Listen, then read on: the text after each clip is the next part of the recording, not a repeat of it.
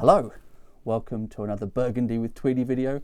Down in my cellar for a change. I actually slept out in a hedge last night, so you'll forgive me for wanting to spend a bit of time indoors today, and it's blowing a gale or something out there as well, so not particularly pleasant. Today I'm exploring a different part of Burgundy, or at least a different part of the Côte de Nuit, not straying too far away from safe territory. And this is possibly another one of those under the radar or below the radar, whatever that series I've been doing is called, Burgundies. This is just sold as a Bourgogne Rouge, and it's a producer called, is it Gilbert et Christine Felettig?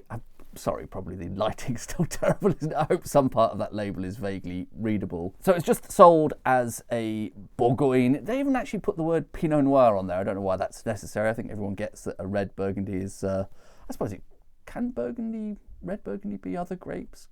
Gamay, does that come? I don't know, whatever. This was sold from Four Walls Wine Company, and they have a note in brackets that this is really a Chambolle-Musigny sort of in disguise. We've seen this a couple of times before with Gevrey-Chambertin wines, where for whatever reason the producer uses some grapes but decides not to give it the full billing of the appellation that it perhaps could be given. So the grapes are somewhere in or around Chambolle-Musigny, but they don't sell it as a Chambolle-Musigny. So Chambolle-Musigny is a village I've probably overlooked so far. I don't tend to drink wine from that village very often, but it is right bang in the middle of the Côte de Nuit. Gevrey-Chambertin, which is probably my favourite, is towards the north. Nuits-Saint-Georges, that I often have wines from, is towards the south. Vosne-Romanée is also towards the south of the Côte de Nuit. In between all of those, there's a few other villages that I've barely featured on this channel. So perhaps this is a good opportunity to start exploring a bit of Chambolle-Musigny. So at least one other website I found talking about this particular wine, this Bourgogne Rouge from Felettig, said that there were also some grapes, at least for one particular vintage, from, is it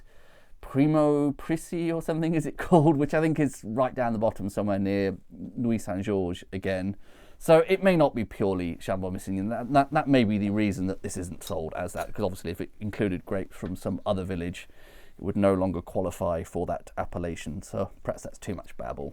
Let's open this up and see what it is like. Did I say it's a 2019 vintage as well? So that is a vintage I've had a pretty good time with so far. Shaping up rather nicely, I think. Gone for one of these big unwieldy glasses.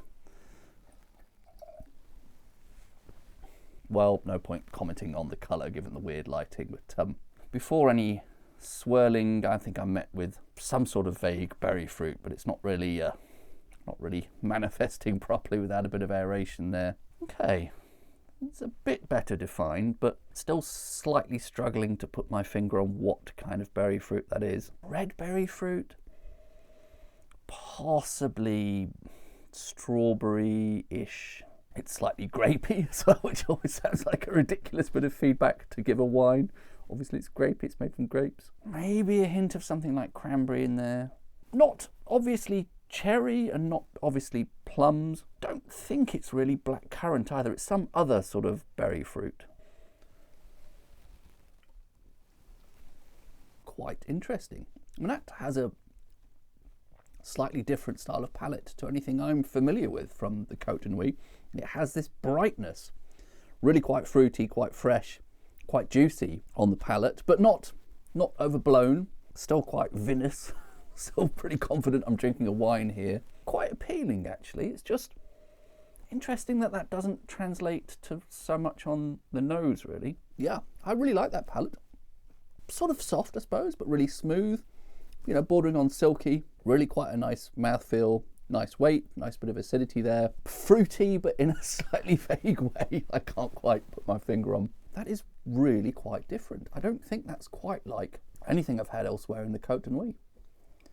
Interesting. I don't know if that's a quirk of this producer. I have in the past occasionally from time to time had Chambolle-Musigny. I don't think I've yet developed a sort of a village style in my head. I don't yet have an image of what Chambolle-Musigny does that Gevrey-Chambertin, for example, doesn't, or Nuits-Saint-Georges doesn't.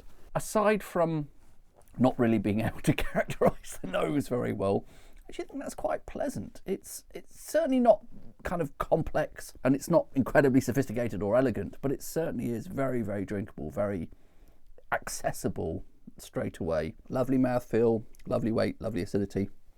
Just sort of struggling to find anything else to say about it, really. I think it may be just highlighting that I am uneducated as to the ways of Chambord-Missigny. I perhaps need to try some more bottles. I do, in this mixed case, have at least one more, which is, I think, a properly Chambord-Missigny, actually labelled as such. This is perhaps an unusual introduction because it isn't clearly of that village, but that's really interesting. Very fruity, very juicy, nice weight, nice mouthfeel. I think I'm repeating myself here.